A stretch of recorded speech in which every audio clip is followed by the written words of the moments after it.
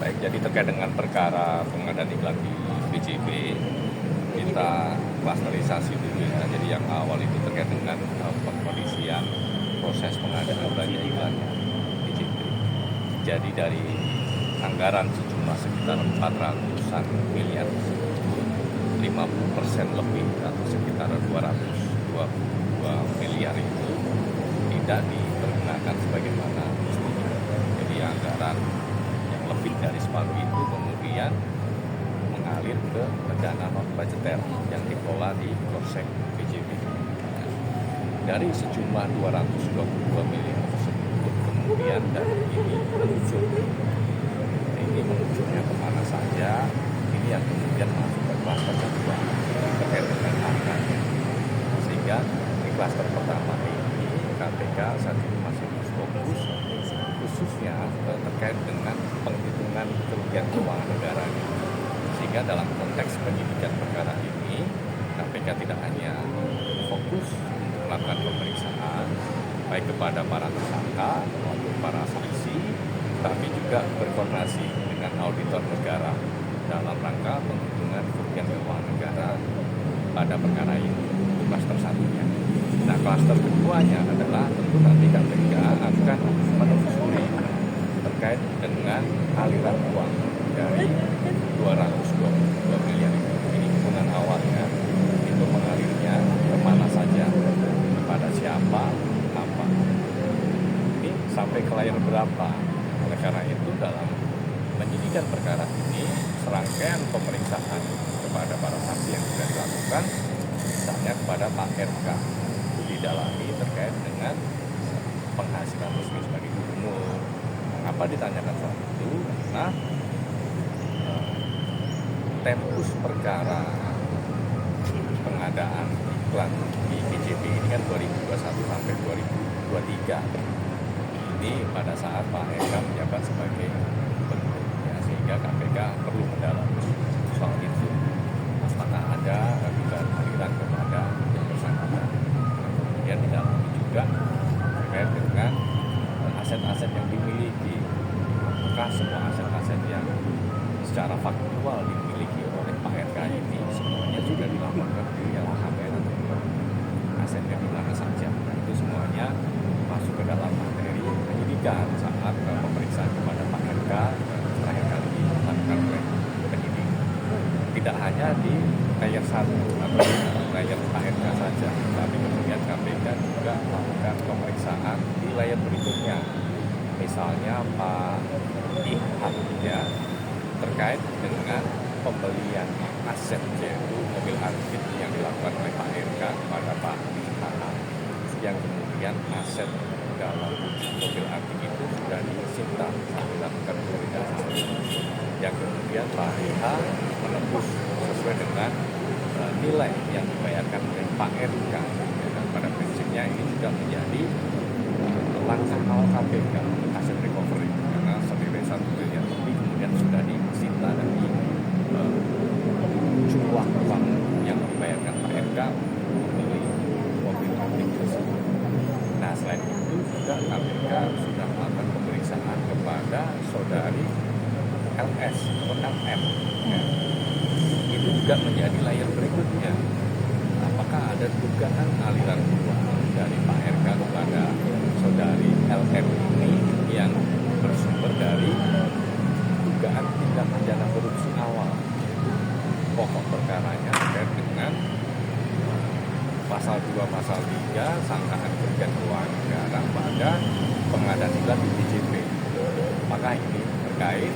Apakah sumber uang yang diberikan Pak RK kepada Pak LM ini berasal dari dugaan ini atau seperti apa? Dengan layer-layer itu yang kemudian terus didalami.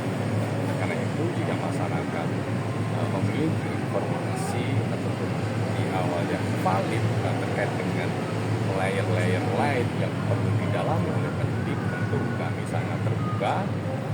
Masyarakat bisa menyampaikan kepada KPK, kemudian nanti ditindaklanjuti. Selain itu tentu KPK juga secara proaktif, ya, melakukan penelusuran. Ini kan konsepnya bagaimana kita ikuti aliran uang kemana saja, apa saja, apakah berhenti di pembelian aset misalnya, kemudian nanti bisa kita sita, nanti dirampas dari milik negara saat diputuskan bersalah, saat dikerah nanti, atau seperti apa, atau berhentinya kepada seseorang, ke siapa. Nah, itu juga di dalam, artinya ini masih akan terus bergulir, berlanjut, dan ini mari sama-sama kita ikuti. Saat ini masih fokus di pokok perkara awalnya, yaitu soal pengkondisian pengadaan belanja iklan di mana KPK sudah menetapkan 5 orang sebagai tersangka dalam perkara ini. 2 diantaranya dari pihak PJB dan 3 lainnya dari pihak swasta, yaitu yang menyediakan iklan di PJB tersebut. Mas Izin berdasarkan hasil penelusuran KPK, apakah ada dugaan aliran dana ke angka tadi atau ada nggak rencana dari KPK untuk mengkonfirmasi terkait dengan Terkait dengan pemeriksaan kepada saksi, siapapun itu tentu harus sesuai dengan keputusan penyidik. Ya, berdasarkan informasi atau bukti-bukti awal yang kemudian nanti dibutuhkan untuk melakukan klarifikasi, dibutuhkan untuk dilakukan konfirmasi ya, terkait dengan informasi atau bukti awal tersebut. Dan tentu KPK terbuka untuk memanggil siapa saja yang memang keterangannya dibutuhkan untuk membuat terang dari perkara ini. artinya dalam waktu ini belum ada rencana ya Sir? Yang Nah, jika nanti sudah ada jadwal pemanggilan pemeriksaan kepada saksi siapapun, tentu nanti kami akan sampaikan kepada publik. Karena memang setiap pemanggilan saksi kami selalu buka, kami transparan terhadap setiap proses hukum yang berjalan di KPK. Mas izin, kan ini mengatakan bahwa kemarin perceraian antara Bu Cinta dengan Pak RK sendiri ini adalah di belakangnya itu untuk memisahkan harta mereka berdua. Apakah nanti pihak KPK sendiri akan memeriksa harta yang dimiliki oleh Bu Cinta juga untuk diselidiki? Ini takutnya ada aliran dana ke sana atau seperti apa? Ya. Terkait dengan dugaan perpisahan seperti itu ya, tentu yang pertama kami sampaikan ini tidak menjadi kendala, tidak menjadi penghalang bagi proses penyidikan di KPK.